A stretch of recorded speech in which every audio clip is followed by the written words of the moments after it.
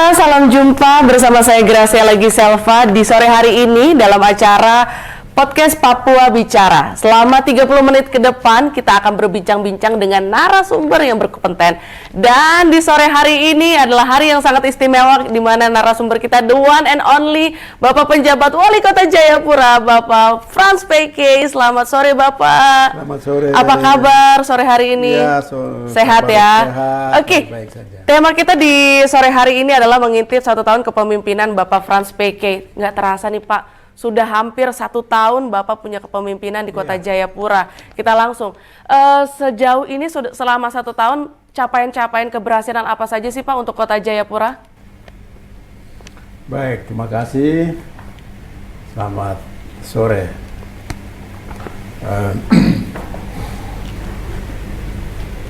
Sejak tanggal 27 Mei 2022, saya dilantik Menteri Dalam Negeri.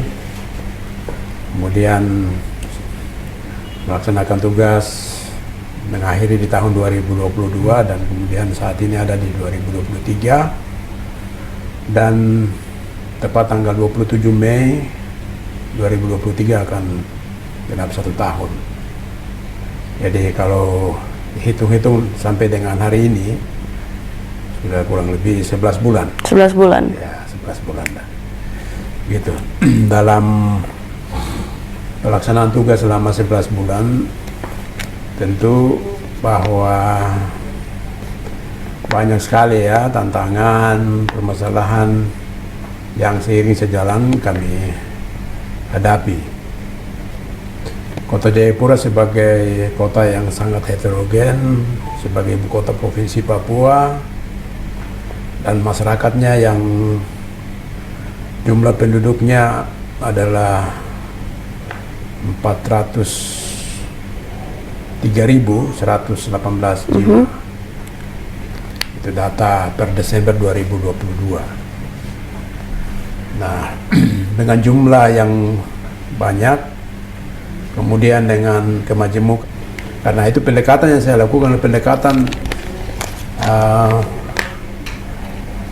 melakukan komunikasi, koordinasi, dan juga dengan pertemuan-pertemuan coffee morning kepada semua pihak, mulai dari Forkopimda, pimpinan adat, pimpinan agama, tokoh masyarakat, paguyuban, bahkan sampai kepada ketua-ketua dari mahasiswa, ketua-ketua BEM, asrama-asrama mahasiswa, itu saya jangkaui. Saya melakukan coffee morning dan mereka untuk mau mendengar. Nah, jadi terutama adik-adik kita yang selama ini kita tidak jangkaui, selama ini tidak pernah kita jangkaui, ya, ternyata setelah kita komunikasikan bisa diajak bersama. Semuanya itu kita lakukan, tentu tujuannya adalah untuk bagaimana merawat dan menjaga kota ini sebagai kebanggaan kita semua, semua warga masyarakat siapapun dia. Lalu itu yang tugas yang pertama yang saya harus menciptakan itu sehingga semua bisa jalan. Yang lain tentu juga adalah melanjutkan tata kelola pemerintahan yang sudah terbangun dari kepemimpinan masa lalu, kepemimpinan yang lalu. Saya harus melanjutkan itu. Capaian-capaiannya, misalnya WTP yang kita raih sudah 8 kali, ya, 9 kali. Kemudian juga dengan tata kelola, misalnya di bidang kependudukan, pelayanan perizinan, capaian di di pendidikan, kesehatan yang kita sudah raih, kemudian IPM-nya sudah 80,78 itu, ya kita itu yang saya harus pertahankan dan harus tingkatkan. Betul. Yang kurang atau yang masih rendah kita perbaiki ataupun kita tingkatkan. Jadi itu keberlanjutan pemerintahan, kesinambungan pemerintahan. Nah, sehingga saya melakukan konsolidasi dengan teman-teman seluruh PD di sini. Kebetulan saya sendiri juga ada bagian dari bersama-sama dengan di sini di pemerintah Kota Jayapura, ya, bukan dari luar. Nah, sehingga itu juga bisa sebagai sebuah kekuatan modal untuk terus, karena tata kelola pemerintahan harus baik sehingga itu akan berdampak kepada pelayanan publik. Betul. akan juga berdampak kepada pertumbuhan ekonomi, ya. Dan juga kehidupan sosial kemasyarakatan, itu semua akan berdampak. Kalau pemerintahannya lambat, boros, pelayanannya tidak maksimal, maka itu tidak tentu akan berdampak kepada kehidupan masyarakat. Baik, mohon maaf Bapak. Tadi Bapak menyinggung soal masalah keamanan, menyinggung juga masalah kenyamanan di Kota Jayapura yang menjadi tolak ukur untuk daerah-daerah lain yang ada di Provinsi Papua. Tapi kita tahu bersama bahwa ada kebijakan yang dilakukan oleh Kementerian RB, Kemenpan RB, terkait dengan honorer. Di November nanti tidak ada lagi honorer. Sementara di Kota Jayapura, khususnya di pemerintah Kota Jayapura itu punya banyak sekali honor-honor yang belum diangkat. Nah, itu solusinya seperti apa Bapak? Padahal nanti pada saat penerimaan usia 35 ke atas itu sudah tidak bisa lagi. Nah, itu kan juga bisa menimbulkan yang namanya perpecahan, ya kan? Dan juga kurang kenyamanan untuk masyarakat Kota Jayapura. Ya, baik. Jumlah honorer kita di Kota Jayapura sesuai data yang ada itu 3.000. Kemudian dari 3.000 itu dengan kebijakan pemerintah pusat melalui provinsi yang pengangkatan 20.000 tenaga honorer untuk si Papua. Nah, Kota Jayapura mendapatkan jatah 1.200 formasi. Nah, dari 1.200 itu sudah pasti bahwa itu sudah jelas bahwa akan diangkat. Nah, sisanya 1.800-an ya, itu data yang tahun yang lalu. Kita belum tahu data perkembangan terakhir, mungkin ada yang pindah atau ada yang sudah berhenti, bisa saja ya. Nah, jadi untuk menyelesaikan yang sisanya itulah kemudian kemarin 2 minggu yang lalu itu saya juga buat surat pernyataan tanggung jawab untuk minta kepada Kemenpan RB dengan adanya kebijakan itu, maka kalau bisa di 3.000 itu diangkat semua dan ditambah lagi dengan 1.800 itu kita sudah ajukan surat. Tapi itu semua keputusan ada di pemerintah pusat karena terkait dengan pembiayaannya. Nah, kemudian yang berikut itu untuk menyelesaikan itu juga di undang-undang pembentukan 3 DOB yang baru di Papua itu di sana mengatur tentang batas usia pengangkatan khusus honorer itu 50 tahun. Tetapi itu penempatannya di DOB baru, bukan di provinsi Indo. Oke. Jadi kalau yang sudah lewat silakan. Kalau misalnya mau ikut ke sana, tapi itu juga pasti pekerjaan tidak mudah ya. Saya pikir itu pasti pekerjaan yang sulit. Karena memindahkan orang tidak sama dengan memindahkan barang. Ya, betul. Nah, tetapi tentu bahwa kita akan berupaya untuk mencarikan solusi. Oke, jadi ada 3.000 tenaga honorer yang belum diangkat, sementara kuotanya 1.200. Jadi dengan kata lain ada kurang lebih 1.800 tenaga honorer yang akan kehilangan pekerjaan. Begitu ya Bapak? Nah, sebenarnya tidak juga dia akan kehilangan pekerjaan, tapi itu mereka itu kita bisa, makanya saya ajukan surat itu. Ya, untuk Kemenpan supaya bisa diangkat diangkat seluruhnya. Kalau diangkat semuanya, tapi bagaimana tentang anggaran belanja pegawainya, Bapak? Ya, itu kan seiring sejalan. Kalau itu bisa diangkat, maka tentu juga kan ada juga pensiun pegawai kita kan ada juga nanti dengan seiring sejalan pasti ada pensiun. Tapi apa tidak terlalu berlebih? Ya, kebanyakan jadinya. Sebenarnya kalau rasional ya kita bicara rasional itu berlebih. Tapi kan kita juga tidak bisa mengabaikan dengan aspek rasional saja yang kita pakai. Tapi kondisi hari ini ya. Betul. Banyak yang teman-teman kita yang hari ini, dan itu mungkin dirasakan juga oleh semua daerah ya, saya pikir hal yang sama dihadapi.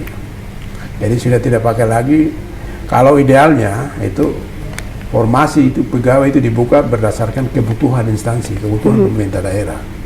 Tapi kalau bicara honorer kita sudah tidak bicara itu lagi.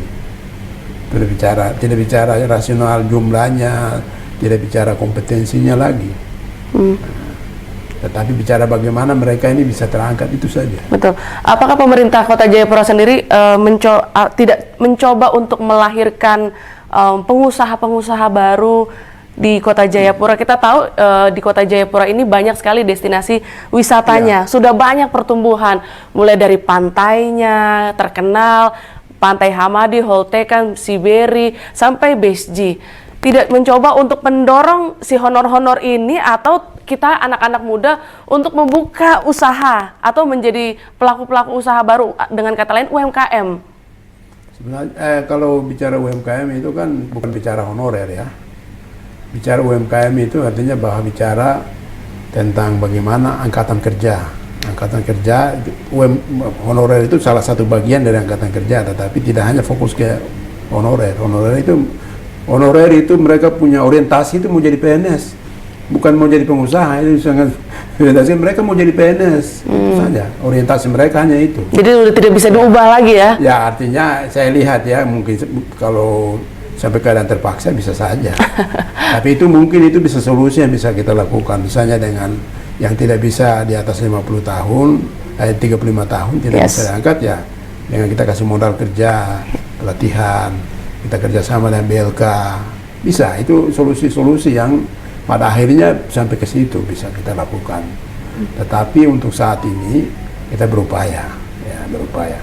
Nah kalau kemudian dari hubungannya dengan yang pariwisata, itu kita punya ada beberapa komunitas ekonomi kreatif di kota ini, yang juga tergabung ada adik-adik kita yang memiliki punya keterampilan untuk seni ekonomi kreatif. Ada Lumbai kreatif yang kita punya beberapa. Jadi itu dari Dinas Pariwisata sebenarnya sudah jalan ya. Kalau total UMKM di Kota Jayapura ada berapa, Pak? Total UMKM di Kota Jayapura di semua bidang menurut data dari Perindak itu hampir sekitar 3.000 lebih. 3.000 lebih. Itu semuanya dibina oleh pemerintah Kota Jayapura? Ya tidak seluruhnya ya, saya pikir tidak seluruhnya, tapi pembinaan itu bisa ada pembinaan berkelanjutan yang kita lakukan, tapi juga ada pemberian bantuan modal, pemberian peralatan, modal usaha atau bahan yang buka usaha kios atau kasih bahan, seperti itu, bantuan seperti itu. Saya agak sedikit ke-distract sama yang di samping Bapak itu selempang selaku Bapak asuh anak stunting. Nah, ini cakep nih Pak. Di Kota Jayapura ini kan kasus stunting ini cukup tinggi ya. Nah, itu bagaimana pemerintah Kota Jayapura ini bisa menekan angka stunting di Kota Jayapura? Iya. Stunting di Kota Jayapura ada kurang lebih 1.200 ya kasus, 1.200 lebih kasus anak stunting di Kota Jayapura. Dan meskipun teman-teman dari Dinas Kesehatan, Puskesmas dan kader kesehatan itu terus melakukan penanganan, tetapi belum tuntas seluruhnya dengan penanganan oleh pendekatan oleh Puskesmas, teman-teman kita di Dinas Kesehatan. Makanya secara nasional kebijakan oleh pemerintah melalui BKKBN, semua kepala daerah yang ada daerahnya ada kasus stunting diangkat sebagai Bapak asuh anak stunting. Dan di Kota Jayapura 2 minggu yang lalu ya kalau tidak salah itu saya dikukuhkan oleh Kepala Kepala BKKBN pusat di Biak. Nah, tentu ini dengan harapan bahwa pemerintah daerah lebih serius lagi jadi Bapak asuh dengan pendekatan Bapak asuh ini. Kemudian setiap anak yang kasus stunting itu bisa langsung diberikan bantuan-bantuan, misalnya bantuan setiap bulan itu rutin susu atau makanan tambahan, ya, susu, kacang hijau, telur, itu bisa diberikan. Makanya nanti saya ada punya rencana setelah Lebaran, libur Lebaran masuk itu, saya akan juga bagi kepada Forkopimda, pimpinan OPD, kita bagi jumlah anak yang 1.200 kita bagi kadis misalnya pendidikan kita kasih berapa anak sebagai bapak asuh. Berapa anak. Oke. 5 anak kah, 3 anak kah, gitu. Jadi kita bagi-bagi. Jadi tanggung jawabnya bersama ya? Tanggung jawab bersama. Ya. Tanggung jawab bersama. Itu yang sudah kasus. Tetapi tanggung jawab atau tugas yang pemerintah kota juga adalah pencegahan. Nah, pencegahan, makanya saya punya program unggulan, yaitu generasi emas sport Mumbai. Itu di bidang kesehatan itu dengan pertama itu 1000 hari kehidupan, makanan dan gizi untuk 1000 hari kehidupan bagi ibu hamil dan juga anak balita. Itu berlaku orang Papua dan non Papua? Ya, berlaku orang Papua dan non Papua. Tapi kita mulai bertahap, kan ini program baru ya, jadi kita mulai bertahap. Kita mulai dari kampung-kampung dulu, ya, dengan anak kampung. Kita juga nanti dengan di kelurahan itu dengan anak otsus dan lain-lain kita mulai. Tapi kita coba mulai dulu dengan itu, sehingga dengan harapan bahwa kalau itu dari sejak kehamilan, ibu atau keluarga yang muda, ibu usia yang muda, kemudian saat hamil dengan gizi yang bagus, kemudian melahirkan sampai dengan usia 2 tahun itu bisa terpenuhi. Harapan kita bahwa lahir tumbuh anak yang sehat dan bergizi, maka itu juga akan mencegah stunting. Ya. Selain kecerdasan, juga sehat, dan juga karena itu bisa mengurangi stunting, mencegah stunting. Betul. Nah, itu. Menarik sekali. Tadi Bapak pejabat bilang bahwa untuk mencegah stunting adalah salah satunya diberikan makanan tambahan dan makanan-makanan yang bergizi. Kita tahu sekarang saat ini krisis isu global terkait dengan cuaca ekstrim dan juga pangan saat ini sedang digaungkan oleh Bapak Presiden Joko Widodo. Nah, bagaimana pemerintah Kota Jayapura mengantisipasi hal itu? Kita tahu juga bahwa Kota Jayapura ini tidak memiliki sumber daya alam. Ya, artinya Kota Jayapura itu adalah kota yang cantik, itu 11-12-nya kayak Bali lah gitu ya. Benar-benar wisata yang dijual dan juga jasa dan pelayanan yang dijual. Nah, ini bagaimana Pak untuk mengantisipasinya? Ya, sejak tahun yang lalu ya, bukan tahun yang lalu, sejak COVID-19 itu kan kita mengalami masalah perekonomian, ekonomi. Jadi karena pandemi COVID-19 itu ekonomi lesu, semua usaha, sektor usaha itu mengalami kelesuhan dan bahkan sampai ada yang dirumahkan, PHK dan lain sebagainya karena ada pembatasan dan lain sebagainya, sehingga berpengaruh terhadap dunia usaha. Ya. Dan itu juga terjadi sejak mulai COVID-19 ya.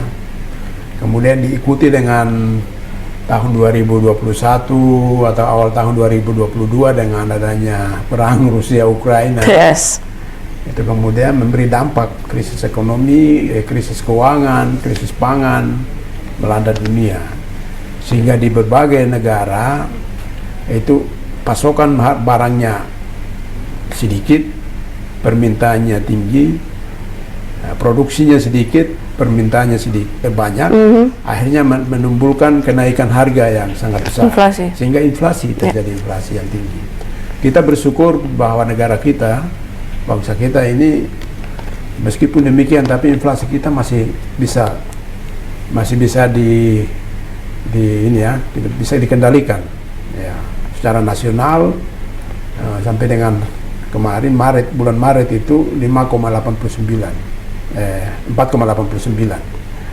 Tetapi kemudian di daerah-daerah itu bervariasi. Artinya bahwa bangsa kita, negara kita, inflasinya jauh lebih baik daripada negara-negara lain di Eropa, di Amerika, apalagi di Asia Tenggara ya, beberapa kecuali termasuk sampai Singapura pun demikian.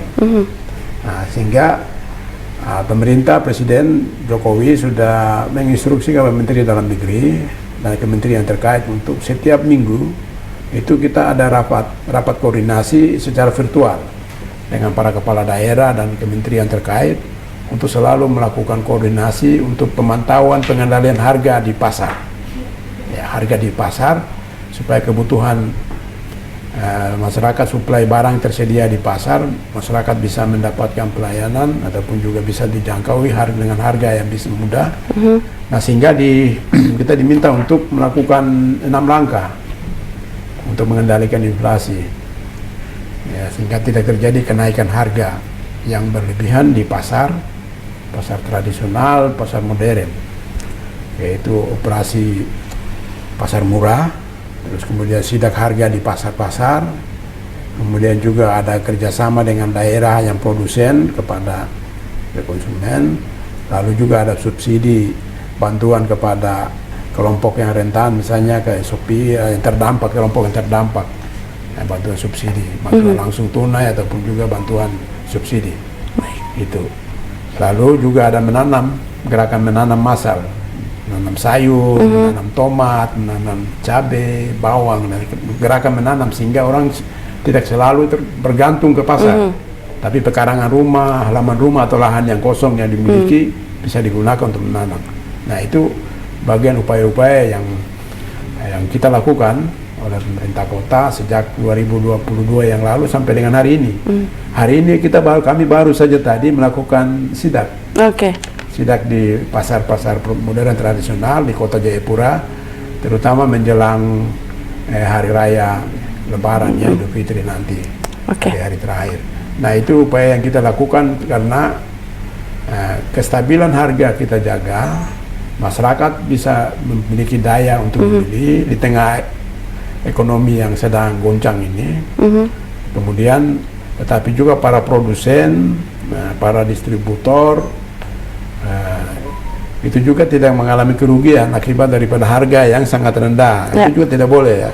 Tinggi juga tidak boleh. Rendah juga jangan. Boleh. Ya. Tapi dia ada di tengah, ada di makanya seimbang. Kestabilan yang kita jaga sehingga kedua-duanya bisa mendapatkan manfaat. Iya, betul. Nah, salah satu tugas pokok Bapak penjabat wali kota adalah mengawal pilkada di Kota Jayapura. 2024 tahun depan, Pak, kita sudah akan melaksanakan yang namanya pesta demokrasi.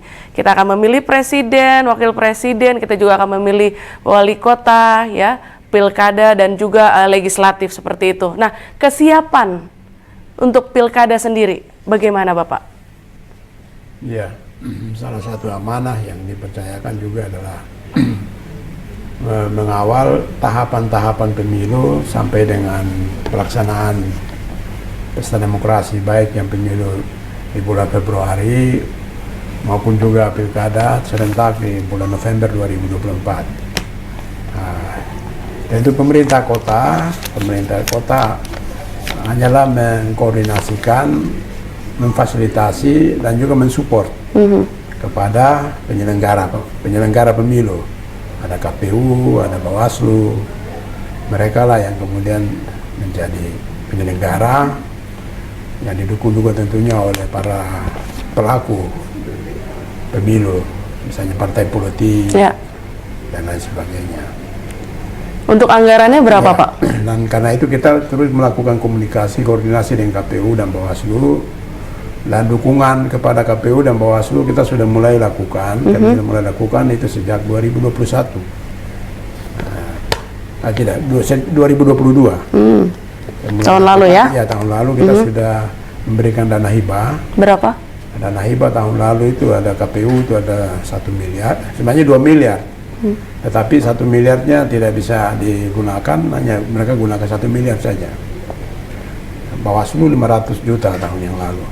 Nah, tahun 2023 juga kita ada alokasikan 3 miliar ke KPU, 1 miliar ke Bawaslu.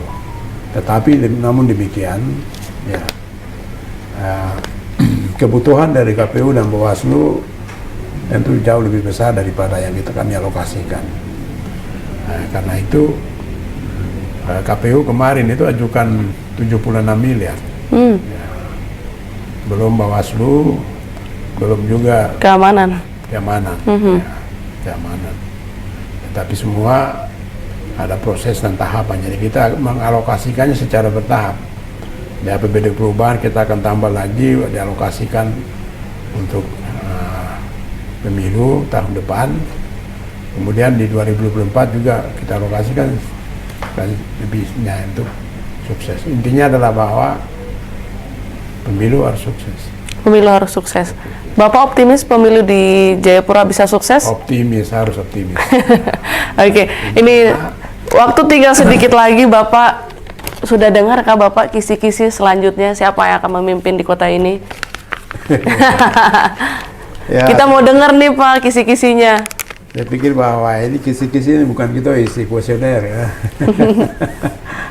Tetapi ada penempatan atau pengangkatan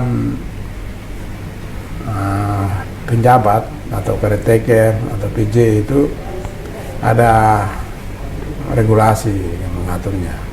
Ada undang-undang, ada peraturan pemerintah, ada juga peraturan menteri dalam negeri yang mengatur ya. Jadi ada tahapannya, ada syaratnya, sudah jelas semua diatur.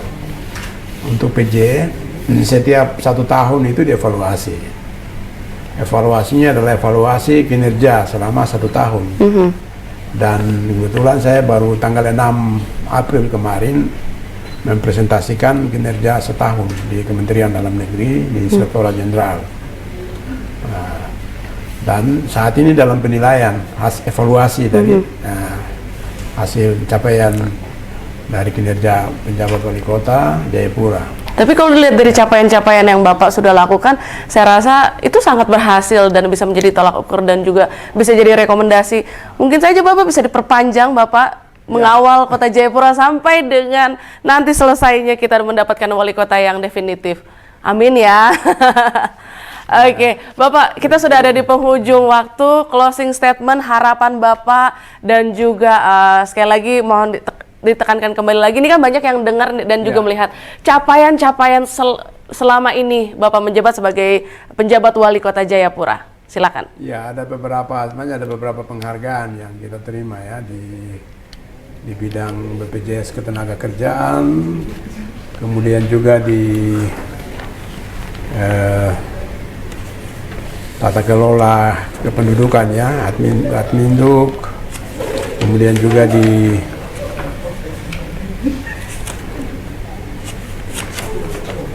bidang banyak ini kalau tanya capaian nih Bapak punya apa capaian terlalu banyak. Nah Pak, sambil Bapak kulik-kulik sedikit nih Pak, ini kalau misalnya Bapak Frans PK dipercayakan kembali menjadi penjabat wali kota, bagaimana nih Pak? Kalau kita dipercayakan oleh negara, ya tentu ya kita siap menjalankan amanah, itu kepercayaan ya, amanah. Nah, karena saya yakin bahwa pasti rakyat Kota Jayapura mendukung. Amin. Siap. Apalagi dengan selama perjalanan setahun, itu publik yang akan menilai berhasil atau tidak, sukses atau tidak. Saya tidak bisa mengatakan bahwa saya berhasil, saya sukses. Karena penilaian itu justru harusnya datang dari orang lain. Betul. Dari pihak yang lain, dari masyarakat atau dari pihak apapun ya. Tapi di luar pemerintahan, jangan pemerintah kota sendiri menyatakan bahwa kami berhasil, kami sukses. Wah, itu menilai diri sendiri kan kurang elok ya, saya pikir. Siap. Kurang elok lah gitu. Baik. Yang menilai adalah masyarakat. Baik. Dan pemerintah atasan. Betul. Yaitu pemerintah pusat. Kalau dinilai bahwa berhasil memenuhi harapan rakyat, memenuhi target yang ditentukan pemerintah, maka ya mudah-mudahan bisa melanjutkan. Kalau di bawah ekspektasi itu, ya bisa saja bahwa Pak PK cukup sampai di sini. Oke. Akan dilanjutkan oleh orang lain. Tapi intinya siap ya Pak ya? Siap saja. Siap. Oke, Bapak kasih setelah ini ya. Jabatan saya tetap ada di sekretaris. Betul, saya. Balik lagi. Kembali lagi. Betul. Bukan hanya tambahan saja. Baik, betul Kak. Jadi siap saja. Siap. Baik, terima kasih. Bahwa banyak aspek ya, saya pikir. Selain aspek kinerja, juga aspek yang lain, aspek politik, aspek keamanan dan daerah, kondusivitas daerah, banyak aspek yang dipertimbangkan. Betul. Sekali lagi kami ucapkan terima kasih Bapak. Boleh kasih closing statement Bapak untuk seluruh masyarakat Kota Jayapura yang bisa mendengarkan siaran ini. Silakan. Ya, pertama masyarakat Kota Jayapura yang saya cintai, saya kasih dan saya banggakan. Saya menyampaikan terima kasih banyak atas dukungan, partisipasi, kerjasama yang telah diberikan selama kurang lebih 11 bulan saya menjabat sebagai PJ Wali Kota Jayapura sejak tanggal 27 Mei yang lalu. Saya orang yang diamanahkan, tentu sebagai pemimpin, saya juga mempertaruhkan segala-galanya kemampuan yang ada pada saya, kemudian juga dengan dukungan Forkopimda, kami menjaminkan keamanan dan kenyamanan bagi seluruh warga masyarakat Kota Jayapura, tanpa terkecuali. Karena kita semua dipersatukan dalam rumah besar Kota Jayapura, dari berbagai daerah, berbagai suku, berbagai budaya, berbagai agama ada di kota ini. Karena itu, mari senantiasa menjaga kenyamanan, kerukunan, toleransi. Jadilah warga kota yang agamais, taat dan patuh kepada agamanya, ajarannya, juga menjadi masyarakat yang sangat humanis untuk selalu hidup bersama-sama dengan tanpa membedakan, membagi kasih kepada siapa saja, dan juga tetap juga menjadi masyarakat kota yang nasionalis sebagai sesama anak bangsa, merawat dan menjaga negara Kesatuan Republik Indonesia yang kita cintai ini. Kiranya Tuhan memberkati, dan akhirnya saya menyampaikan selamat menjalankan ibadah puasa bagi umat Islam, warga masyarakat,ku yang ada di Kota Jayapura di bulan suci Ramadan ini, dan selamat juga memasuki ataupun juga merayakan Hari Raya Idul Fitri 1444 Hijriah tahun 2023. Mari kita semua tetap menjaga hubungan persaudaraan, toleransi di antara satu dengan yang lain. Semoga Tuhan memberkati kita semuanya, satu hati membangun kota untuk kemuliaan Tuhan. Henti cahi ya onomi temar ni hanaset. Wanyambe. Wanyam.